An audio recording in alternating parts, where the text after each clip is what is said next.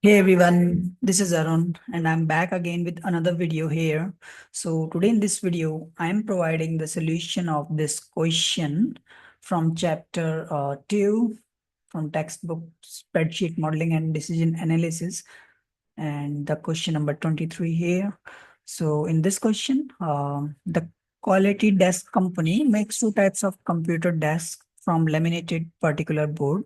The presidential model requires 30 square feet of a particular board, one keyboard sliding mechanism, 5 hours of labor to fabricate, and sells for $149.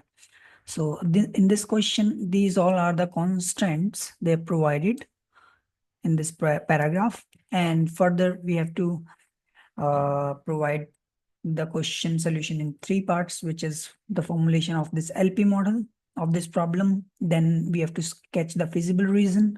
And then third one is to find the optimal solution. So I had solved all the three parts of this question.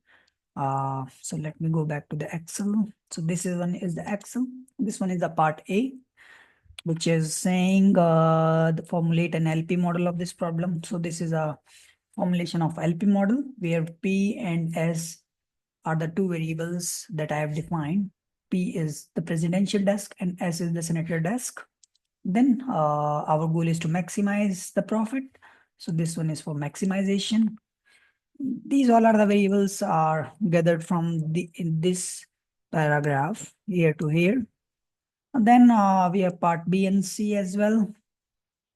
So this one is the graph that I created using Excel, and this one is our feasible reason, the colored region, and then the optimal solution is 5,93,000. 59,300. So this one is our optimal solution.